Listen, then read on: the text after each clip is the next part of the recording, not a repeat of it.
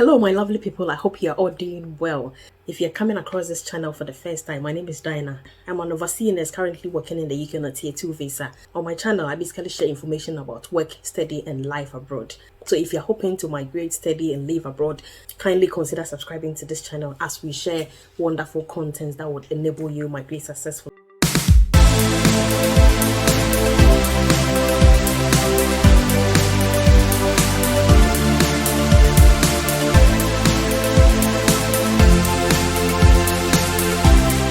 As you may be aware, there's ongoing changes regarding migration updates in the UK. Recently, the Home Secretary, Suella Baverman, made a publication. It looks like it's going to affect so many things. So I feel like I need to bring you this update so that it will help you make the right decision if you wish to migrate to the UK as a student. And this update is about the post-study work visa.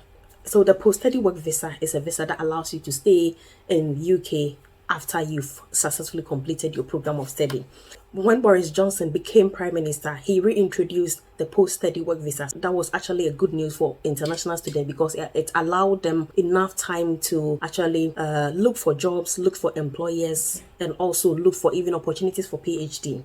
So without the post-study work visa, what was happening was right after you complete your program of study, you are expected to go back to the country you came from, impart the knowledge that you learned in the UK in your country. So at the moment, if you come to the UK to study a master's program, you are allowed to apply for the post-study work visa to stay here 2 years after completing your course. And if you came to do a PhD, you are allowed to stay 3 years after you've completed your course. Normally, immigration rules keep changing all the time depending on who is the Prime Minister. So one Prime Minister can implement something and then the next Prime Minister can come in, analyze things and think this is not really going well or this is not really helping our economy, so we have to change things and all of that. So this point brings me to the update on the post-study work visa, which is currently in place. Currently, there are rumors that the post-study work visa is likely to be cancelled. A recent publication shows that within 1 year, the number of student and dependent visas has increased about 5 times. Between 2019 and June 2022, there has been a massive increase in the number of students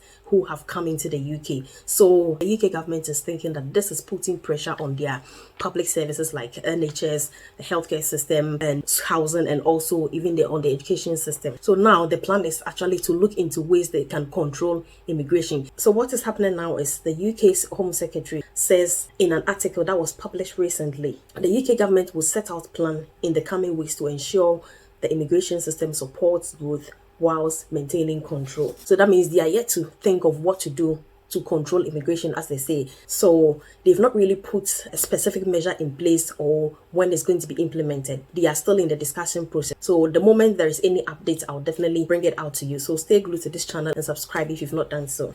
So in one of their publications, they also mentioned that the UK government was hoping to bring in at least 600,000 students by 2030. But looking at the number of dependent visas and student visas that has been issued from 2019 up to June 2022, they've already exceeded that number. They were hoping to get the influx of those students by 2030, but currently they've already exceeded that number. So what might happen in the future is they might reduce the number of student visas issued for international students. So that is something that we should actually be looking out for in the coming weeks because they're going to start putting things in place to control immigration. So since the UK government is saying they've already exceeded that 2030 number they were expecting, there might be plans to reduce the number of student visas being issued to international students. So if the number of student visas are reduced drastically, then obviously the post-study work visa will not even come in at all because the student visa and the post-study work visa come hand in hand. You need the student visa to come into the UK before you can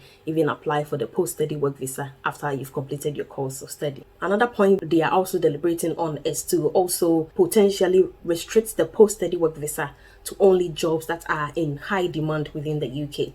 So if you check the shortage occupation list, you see potential jobs that are in high demand in the UK. So that means if you apply for the post-study work visa to do a job that is not considered to be in high demand, you may not even be granted a post-study work visa in the first place. So this is something we also have to look out for. Also, the last thing they might consider is potentially to cancel this post-study work visa since they are saying that the influx of international students and their dependents, they call it bad migration. So they think it's putting so much pressure on their social housing and also the education system. As to whether it's going to be cancelled totally, there are still plans in place, so we don't really know yet. So I'll keep my ears to the ground, and if there's any updates regarding this post-study work visa, I'm definitely going to share it.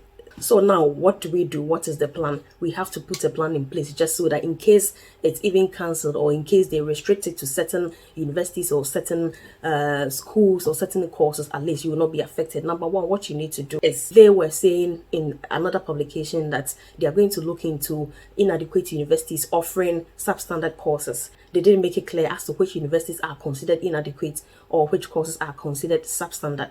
So what you need to do now is to, if you're applying for schools in the UK, try and search for reputable schools, so that in case they try to restrict their international applicants to certain universities, you will not be affected. Also, although we don't know which courses they are considering as substandard, try and also look out for jobs that are on the shortage occupation list and apply for courses that are in relation to those professions, so that at least if you finish your program, you can at least try and even get a tier 2 work visa.